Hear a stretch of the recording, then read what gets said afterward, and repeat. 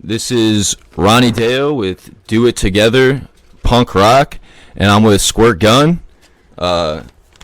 of Public Serpents, Choking Victim, INDK. Skwert, you want to introduce yourself? You did a pretty good damn job there. Good damn job. Right on. Cool. So, I guess my first question is, how did you get the name Skwert Gunn? Being the littlest kid around, a bunch of older folks, people who, just saw a little kid in their eyes. I got renamed by a bunch of my friends. I was like 12 years old. And when I had ran away for the first time, like pretty much all of my friends were, 18 and above. So it must have looked kind of weird for them hanging around with a little kid like that. And it just kind of stuck. It's I don't know, kind of derogatory, I guess, maybe, but maybe not, because I'm still here. You took it back, though, right? Like, now you... Yeah, I repopulated that name. I want to put this stupid selfie stick. Hold on a second here. All right. I want to stay. That's kind of far away. We got this selfie stick because when we go to Europe, we're going to do a little video thingy. Travel video jam. Oh, that's awesome, dude. That'll be sick. We got to try it out. Wow, that's kind of cool. Shit. All right. Yeah, no, that's a good angle. So my next question is, did you sing in American Distress on that full-length album? No. That's Mike Ray. He was the singer of a band called Piss Shit Fuck out of North Carolina. He's no longer with us. Actually, good guy. But I played drums on that record and wrote a bunch of the music along with Paul. Okay, cool. Yeah, because when I was researching online, there was one website that said you did sing, and then there was others that said you didn't. So I just wanted to clear that up. Oh, go ahead. No, that's not me singing. That's definitely not me. Sorry, fucking with this angle here. You're good, man. No worries. I guess my next question will be, what are your favorite songs from, like, all of your projects? I don't know, but maybe not all, but, like, INDK, American Distress, Public Serpents, and Choking Victim. One of each? Yeah, one from each. Yeah, your favorite from each. Wow, that's a lot to think about. American Distress, did you say? Yeah. I would say Keepsake 2, only because that was a song that I wrote fully, that I had written for a band prior. They were called The Dregs, and we used it, and I kind of wanted to take it and see if I could change it. So I like that song. INDK, obviously East Coast Rising, because I wrote everything in that song except for, except for the lyrics. Choking Victim, it's debatable. I wrote that song like through and through with no, input except for, obviously the singer's writing the words. But I do like that song. But there's a lot of other songs that I like. Obviously Infested, which quite honestly was a song that Sturgeon had wrote through and through by himself. So that's the contrast there. Born to Die was a good song. Yeah. So yeah, those two songs, and then Public Serpents. It's hard to say because like I feel like every one of those songs, but a song that I like to like hear the new lineup play is Serpent's Eye, because it's like a new take on an old song. Yeah. When the full band's playing, we have the horns on it too, and it's just heavier. Most of the original stuff I had written like by myself and recorded all the instruments. Yeah. That in itself is kind of like daunting task. Like you end up spending a lot of energy on each one of those things. Yeah. So it's like, sometimes you spend too much energy and it doesn't come out the way you want, because you know what I mean? You're doing it over and over. You're like conceptualizing or whatever. So hearing other people play that song makes it come to life for me. It breathes new life into it. Yeah, right on. And I guess that your answer there leads into another question I had written down. Like, it's known that you've written all the music for Public Serpents. Obviously, you just talked about it. But do you allow, like, any creative freedom? Like, any, like, your bandmates to add anything to the songs? Or well, with those songs, if I most of them were written ahead of time, like I recorded them. Yeah. So like obviously, well, I guess the short answer is no. The long answer is it because it kind of would disserve the process in which I went through. Or disserve is not a real word, but it wouldn't serve the process that I went through to get to that place. Like I'm not a musician by the measure of any of these people that I surround myself with. A lot of these guys are like really good, went to school, teach, whatever, music. So like they know what note sounds good next to another one. You know what I mean? What's proper. But I think some of the flair of these songs is that they aren't written with like those rules in mind. So kind of giving that to somebody else would be weird because it's not like it's intentional that they're not proper, but they just out that way. And if you change it, you're just like, it's like giving somebody the keys to your brain.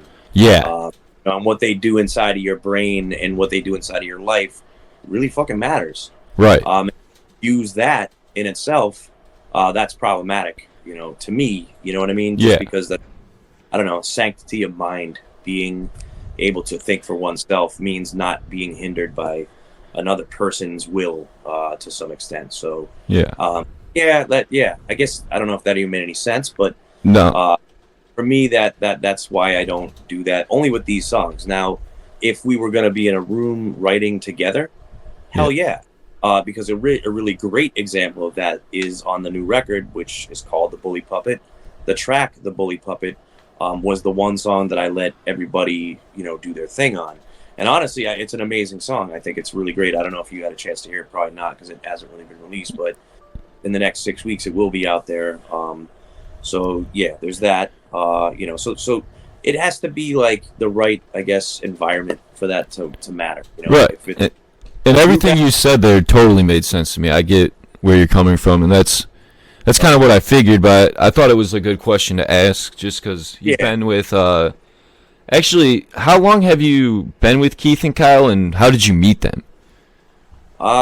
Keith, Kyle, and Ben are like the core part of the band right now. Kyle has been there in the long run, like a really, really long time. Like I'm saying, going on 8 years. So you got to kind of know the prior to know where this part of it comes from, but I'll run that a little bit. Like I had gotten arrested and spent like 9 years of my life fighting for my life, not really able to concentrate a lot on music, and in the time before I had gotten arrested, I had been talking to Kyle about stuff. I'm pretty sure that's how it went. I'm also a pothead, so guys, stop. We have that in common. Yeah, I don't smoke so much weed you'll forget all the cool stuff. But the way I recollect it is that Kyle, really started happening like more when we were a band kind of before I had gotten arrested, but it was only for like a year or something. Me, Kyle, Kurt, Eric, who else was in the band? Shit. That incarnation of Public Serpents was right before I got arrested anyway. And it was like not that long, but Kyle really stood through the whole time, through me being on bail, me being on parole. His ability to kind of deal with shit was here. Bill, sorry about that. Getting him a text there. His ability to deal with all that horse shit that was going on in my life is what kind of makes him a golden member in this band. You know what I mean? Like, he put a lot aside, gave up a lot. But like, I know him only through music, really, because a lot of people gravitated to my old band. You know what I mean? And that's how you make a lot of introductions with people. But he's a good dude and whatever. Keith came through when I think when I was on bail, which was 2014. I was out on bail for about 3.5 years, just fighting a case. So in that time, I can't remember exactly when it was, but he started drumming for us because we needed a drummer. Obviously, the old guy wasn't able to come back, And yeah, I met him through those guys. And Ben came shortly after on a recommendation from somebody else. Ben and a phenomenal, uh, you know, a phenomenal musician actually, but he's got like a career job, so he can't always be there. He's for some reason never gets to Columbus, Ohio, which is the weirdest thing here. You've not. I don't think you've ever seen us with a horn player there, right? You had Anton there the first time you played the Stoop, I think, and then Okay. Ben is the guy who does like the keys and stuff. He was in Detroit when I first saw you. Bang. Okay, yeah, he does keys and the trombone. Yeah. Yeah, phenomenal. Like anybody else in comparison to Ben, so far I haven't seen. He's he's a warrior. So yeah, but that's when we met. Was around that time when I was out on parole, mostly, but a little bit during the bail times. Yeah. Okay. Cool. Let me see. That was so long-winded, that answer. No, that's good. I like the long-winded stuff. There's not many interviews of you out there. Like you did that like podcast for the Leftover Crack book, but that's not even watchable anymore. I don't know if you knew that, but when I was doing my research, I was trying my hardest to watch it. It's not on Amazon. You can't like listen to it. Get to it. Yeah. But, so like mine is gone, or all of them are gone. all of them are. I thought it might have just been yours, but then I went to check on the others, and none of them would play. They're like there, they just don't play. Okay. Yeah. It happens when people get that old cancellation button. Right. Which is, by the way, deserved. If anyone was wondering where I stand. So I'm thinking about the fallout right here. Like it's wild though to be next to somebody who's going through all that. You know what I mean? Because a guy for years. You know what I mean? Like we didn't get along. Clearly, the interviews, touched on. You know what I mean? I'm not a proponent at all. It's a weird process to watch. You know what I mean? For sure. Someone, they're all in their hands, go from having everything to having nothing by their own making. Yeah. And then people look at you funny, which is weird because I'm not that dude. You know what I mean? I'm not, but me, and clearly they don't know the history, but it is a very strange journey to watch. Yeah, for sure. I mean, there's just a lot of history between you two, and if they knew any of the history, they would know you guys haven't really liked each other since Choking Victim broke up. But I guess that can lead into the next question. I try to let people be who they are, you know what I mean, and let bygones be bygones, but I don't know. I don't think there's any room for that in that relationship, so. Right. So, the next question, how do you feel about crack rock steady as the name of a genre of music? I thought that shit was funny. I thought when I first saw people saying it, I was actually kind of like, what's the word? What's the word? Tell me a word like flabbergasted. That is actually flabbergasted. That would be some way that someone would, describe their own music. Like clearly, they, a lot of people need to know the birth of how that came about. But literally, we were practicing. Like after like the 6-7 weeks that John Dolan was drumming, when I became the drummer, we were practicing, and one day, like we were just talking about like what we were doing, and I straight up was like, that shit isn't rock steady, that's crack rock steady. Yeah, it was like a I don't know, we were high, whatever the fuck we were doing at the time, and but yeah, and then it stuck. So just weird to think you could be sitting in some squat somewhere and say some stupid shit, and then all of a sudden people are like, yeah, yeah. What do I think of it as a genre? I don't know. Like I think that I'm what's the word? I should be really honored that people would really take it that far.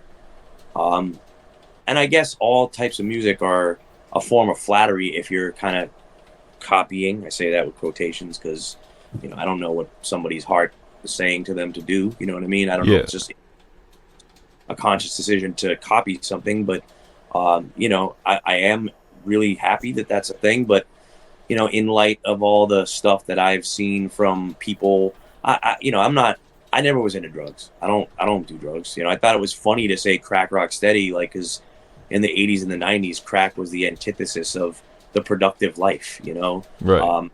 Just kind of like, I don't know, razzing on something to me, and I don't personally like how kids, threw away their lives, taking all this heroin shit and all this crack shit seriously. I think it's, no offense, stupid. You know what I mean? Like, we didn't Yeah. have to do ourselves.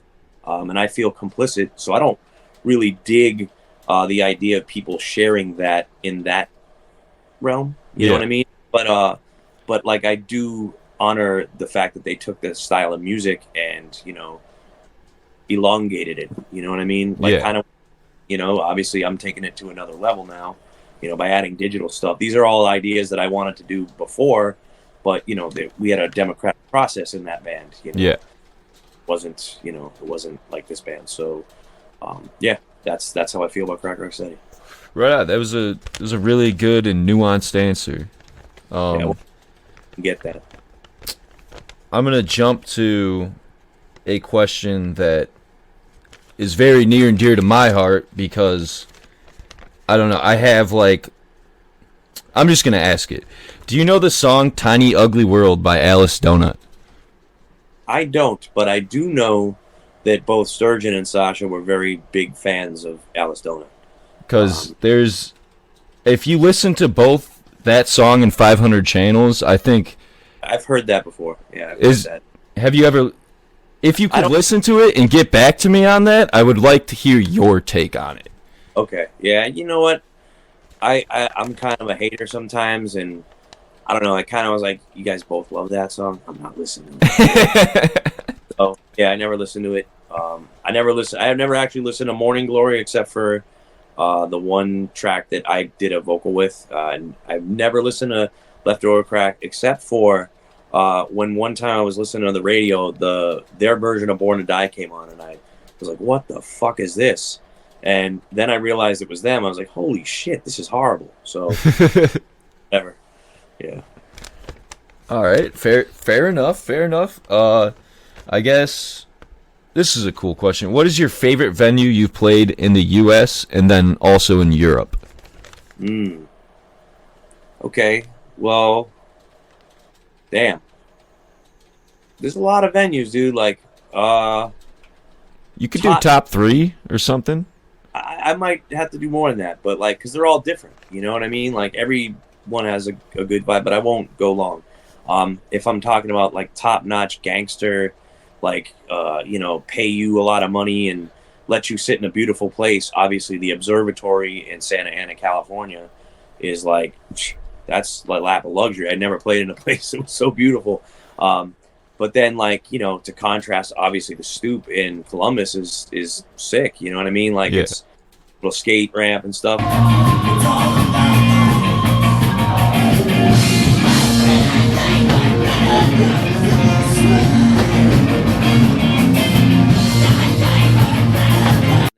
Ohio seems to do it right. Clearly, before the Stoop, there was Skatopia, Right. which was shows I ever played. Like just a bunch of crazy motherfuckers blowing shit up. Like throwing glass in the bowl, skating the bowl around the glass. Like that was a wild show. No Class in Cleveland is proven to be a really great place. That's Emma's joint. She's our booking person and manager now. So Nice. hey, Emma. And then, there's obviously the Meat Locker in Jersey and ABC No Rio in New York City, which isn't there, but they had a very similar feel to each other. And then literally CBGB's for, nostalgia. So Yeah, for sure. my top there. What about in Europe? Oh, in Europe, shit, you asked that. Well, so we played only like 2 weeks of shows, but crazy enough, I really did like this, and we're going back there. EKH is a squat in Vienna. They were really cool to us. They had a lot of questions about the old cancellation stuff that we had talked about. Yeah. And I spent like an hour talking to some people, trying to, discuss that whole thing with them. They have a thing. I don't really know much about it, the terminology, but I assume it falls into the LGBTQ realm. But it's called Flinta, Flinta, and it's like a very pro woman empowerment kind of platform. It seems like so. For us to be able to have that conversation in light of all those things, for them to have us back and maybe even let us stay there because there might be some having a sleepover. Me and my girlfriend. It's like I think that they're like a sick venue. Like they have like a really great thing happening where they can have a bar and a restaurant and a venue with like complete mind to political like keep it all in synergy. You know what I mean? Like it's not like they're selling out and still trying to say and we support women. Like they literally told our drummer to put his shirt back on when we were playing because it's sexualizing. You know what I mean? And, if you ask me, like that's one of the evil things that like are killing society in a lot of ways is this over sexualization of things. So if you're going to be a bunch of dudes and you're going to apply it to women, well, it should be applied to men. And I thought that was like really interesting. And another thing that was really cool is they didn't want you taking any pictures inside. You know what I mean? They preserve their way of life because they're doing this great thing in contrast to like a lot of shutdowns by the government over there. The police don't like them. Right. Yeah, there's that venue, but also we played this really cool place in Hof, Germany called what was that place called again? Where we slept on the floor? Puke House. We played to 15 people and slept on a rat-infested floor, and I can still say this place was great. We didn't get paid a lot, which is really hard when you're touring around, but those guys, they did a really good job of, trying to help us out. And then another place, where was a really good show in Europe? There was the Cross place Club. In Hungary. It was. Oh yeah, hell yeah! The street Okay. in an old bomb shelter. Yeah. Well, you could interview Asia on this too, but it was a place called Club in Budapest. Budapest was insane. Like this was literally an old bomb shelter that they turned in. Oh no, was it a public toilet first or a bomb shelter? I think it was a bomb shelter first and then a toilet. Okay, a bomb shelter first, then it became a public toilet. Then they sold it to them to turn it into a bar. So it's the equivalent of going into New York City and like going down into the subway. Like it's like a set of stairs that just go down. Yeah. And here you are all of a sudden in this bar. It's called Riff Club, middle of Budapest. Amazing place. Yeah. They're going to have us back. Hell yeah, that's sick. I guess we'll go into this. Any advice for bands looking to go on their like first tour? Unless you want to suffer,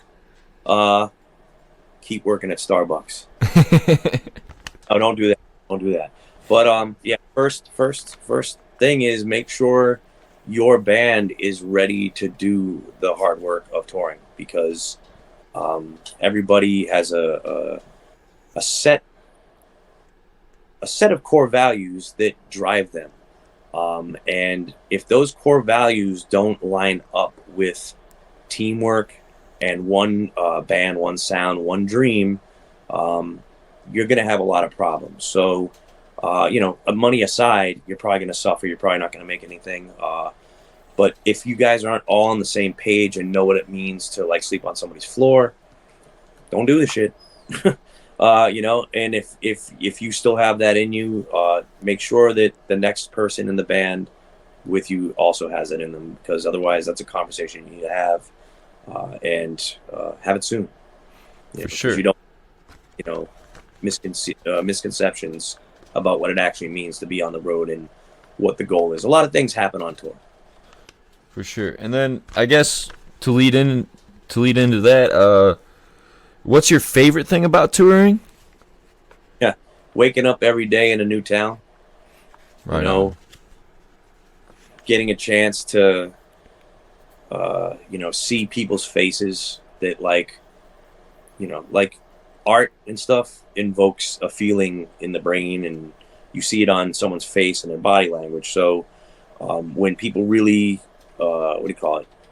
What's the word I'm trying to think of? When they really vibe basically with you, what you're doing, that's better than any drug.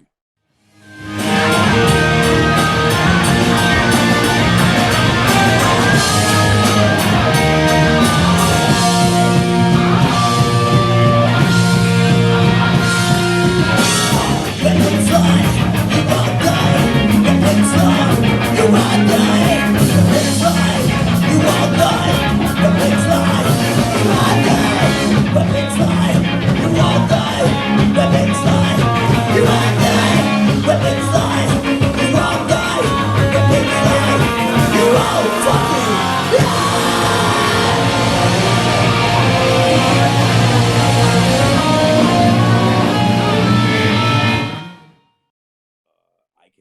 out there.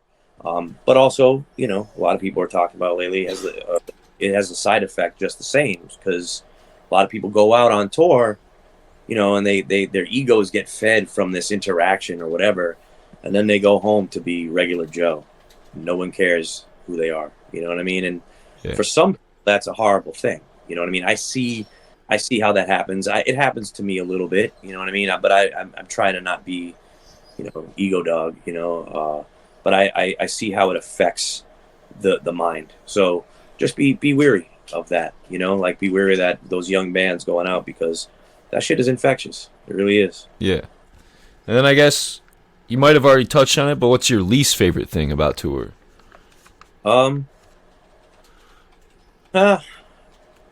Well, I would say probably promoters who don't understand that people are taking their lives, or they're putting their lives on hold to do this thing. Like I understand at the end of the day to get paid, you got to bring in the money at the door. That's a thing. If nobody's there, well then how do they pay you? But I'll get that sort of logic from a place that doesn't have a bar, and I'll understand it. I'll also get that logic when it comes to people who are skeptical to book a show in the first place.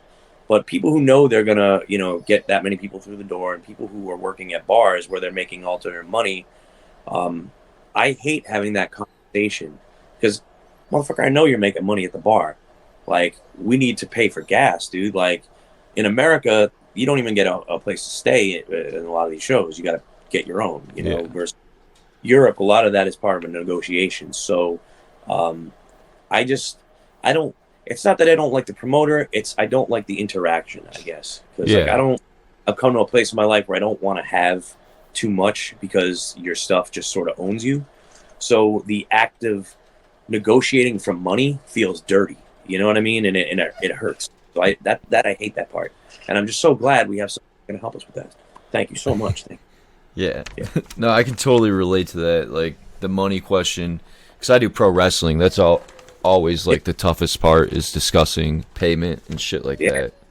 People there's a lot of leeches out there, and it's like I understand that some people don't realize they're kind of being a leech, so to speak, on an industry or whatever, because just part of how they run their day to day, and they've run a failing business for a long time, so they don't see it. But like other people are super hypersensitive about it, and the shit in between sucks. You know what I mean? Like, especially as a band leader, you got to explain one thing to somebody else. It's a terrible. I don't want to do it. So yeah, no, I get that. I guess a more lighthearted question, depending who you are. What is your favorite tattoo, and which one hurt the most? Favorite tattoo. I like the ones on my eyes, because I look like I'm awake when I'm asleep. I like that answer. Is that the one that hurt the most too? That hurt the least. Really?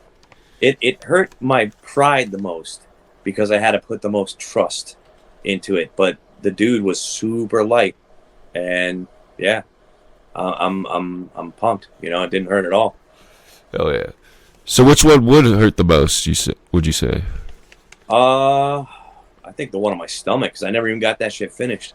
So yeah, that hurt so bad. But I got to get that finished now. So yeah. For sure. Let me see. I think I might have a couple more questions. What's my favorite color? What's my sign? No, actually, this one's cool. I read your online interview, and you said you use YouTube for music and really like the recommended section because it helps you find new stuff. Yeah. I feel the same way. That's actually how I found Public Serpents and many other bands I have tattooed on me. But what are some of your favorite songs / artists you found from the YouTube recommended? Now you put me on the get to my music console head face. I used to listen to a band called Drive Like Jehu a lot, and I got turned on to a band called Slint from there. I can't remember the name of their record though, so that I'm not going to be any good with that. But a lot of like dance hall reggae that I listen to, like Chan Dizzy I found on there, and I was pretty psyched. But that's kind of like, I don't know. I don't. I try to listen to as little of music as possible now. In reality, because I like silence. I've had a lot of noisy things happening around me, and especially where I live right now, silence is golden. Like right now, it's silent.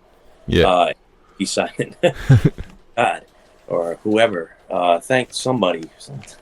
Thank somebody. God, it's quiet. I love it.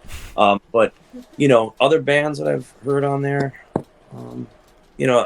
that's the sneak attack question. I'll have to think about that when I get back to you. Okay. All right, for sure. And then my last question doesn't have to be the end of the interview. We can talk about other shit, but thoughts on Alec Blaley as a bass player and a human being? Well, Alec's life got cut too short to really judge him as a human. I don't think there was enough time. But as a bass player, very, very solid. Like intuitive, solid, played what he was supposed to, didn't need to show off. That puts him way ahead of so many people. You know what I mean? Like he was perfectly fine with standing by his bass and playing all of the notes. Because he understood one band, one sound. He was a team player. He was a wild guy sometimes. He was actually really a solid dude, and I think probably experienced what a lot of people experience, like when they get older, that midlife crisis type of thing, and he started changing a lot of his behaviors. But those things happen because people feel like they were doing the wrong thing their whole life. You know what I mean? They feel like they made too many concessions to people, not the specific people they were, married to or whatever, but like, just people in general. They weren't happy, and I think he was searching for happiness, until, he just made a bad choice. So. Yeah. So there. Yeah, Alec. Yes. I never got to see him play or anything, but he's literally the guy that influenced me to start like playing bass. I always listened to music, wrote lyrics, but specifically when I heard Agent 99, his bass lines on that are just like, they're more, you can like hear him more than the stuff in Leftover Crack. Yeah, no, the bass lines I think for Leftover Crack were for the sake of it. When he was asked to do the job, he did the job. Yeah. Because he did play a bunch of things that were already written for him, but he definitely, you could see on the Crack Rock Steady EP too. And I'm not taking anything from Sasha. Sasha's a different type of player. He's a emotional player. You know what I mean? Like he plays like East Bay hardcore. 85. Like that guy when he'd play, he'd like get blisters and he'd just be like Yeah. Alex kind of sit back and be like, yeah, this is how it's supposed to be. You know what I mean? Smooth. Like he had that like Motown sensibility. Yeah. Yeah. So you can see the 2 7-inches. Pardon me, I don't really like thinking about this stuff. Yeah, no, my bad for bringing. I figured this would be a tough question, but I did want to get your thoughts on it. I appreciate it.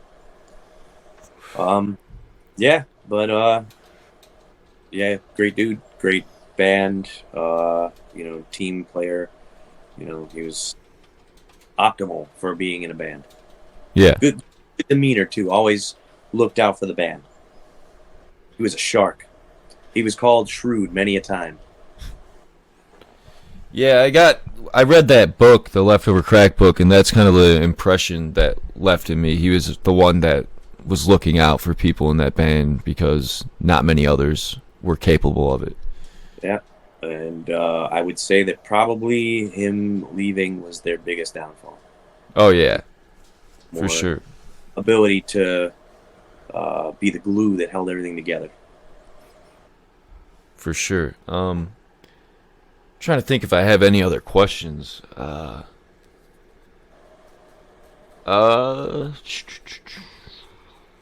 I guess like anything you want to talk about the new album coming out?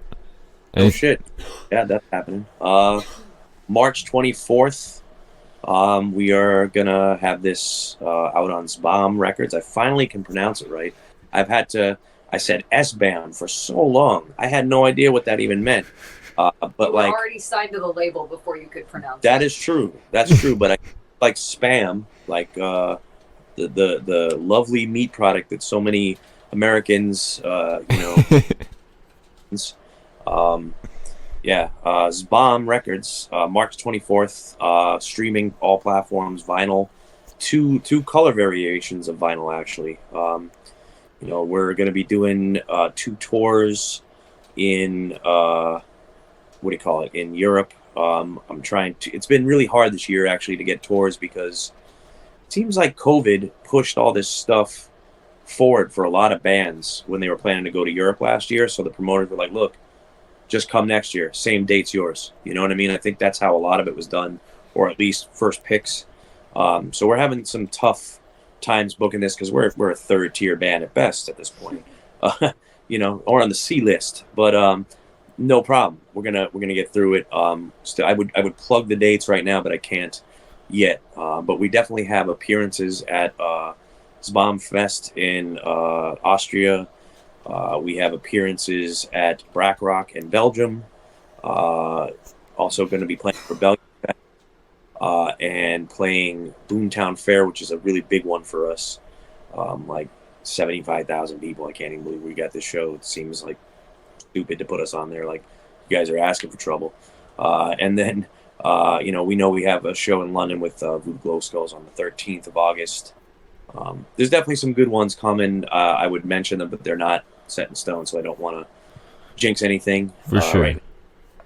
Yeah, and the record's going to have 13 songs, but there's like some hidden tracks, so you'll have to search. Can you tell us the runtime on it? I think it's like 35 minutes. Cool. And we got appearances from Jay. Obviously, everyone's heard the song on Armageddon Stomp from Suicide Machines there. We got appearances from Jesse and Veronica from Escape from the Zoo in this track called Bully Puppet, which is the name of the record, and is the track where everyone wrote something. And then we have Agent J on one of our dub remixes, doing a remix of one of our songs on there. So we got some people, that you might want to check out their take on this. Yeah, I'm looking forward to it, man. It's going to be great. I think it's the first record you're releasing since I've gotten into your band, and looking forward to it. Do you know what color the vinyls are going to be? I think there's like an orange and black splatter and then a green and white splatter. Ooh. But don't quote me on that. I could send you the presses if you really want to check that out. We're going to get copies. I got to send some out to the people that donated. There was a lot of people that donated to the beginning of this project, so they get a free copy. Times are tough. I live in a van, so I'm living in a house right now because my friend is not here. In a house right now. Sounds so douchey about it. Right. Yeah, house right now. But it's like fucking -2 outside and ice everywhere, so it's like, yay, cool. But that's happening. So I can't really afford much, but I'm going to be sending out a free copy to everybody who donated. So get at me if you were watching this, and remember donating to that because you earned a free copy, and I'll look at the receipts and make sure. We do have a full U.S. tour. Well, not full, mostly West Coast, but the South, a little bit of the Midwest, happening in November time. Like Ohio, Midwest, or? Probably ending it in Chicago because we're taking a big dive down to Texas, and then going to do a bunch of West Coast stuff. Okay, cool. Because Tyler actually is living in Chicago, so we're not going to, we need to, cut the losses where they're at as far as driving and traveling and all. Right, that makes sense. Plus, you just hit us like a couple weeks ago, and I'll see you in Detroit on the 10th as well. Through the 10th in Detroit, the 11th in Indianapolis, and the 12th in Chicago. March, that's coming up. We got a one-off show in Baltimore, 331. And then our record release, if you guys want to come out, it's in Jersey at the Meat Locker, where we basically spent a lot of the last 8 years when we were incubating during my incarceration period. Yeah. That's doing our record release, and then we got another record release in New York up the next day. To see, I don't know if that's going to happen. We might cancel that one, but we'll see. Word. And in Chicago, you're playing Liars Club, right? Chicago is Liars Club. Have you ever played there before? I've never played there. No. Is that owned by Herb from SSD? Because I went to Riot Fest there a couple years ago, and I met Herb from SSD, and he invited me out there and showed me a hell of a time at that place. If I knew that, Tyler kept that from us. Okay.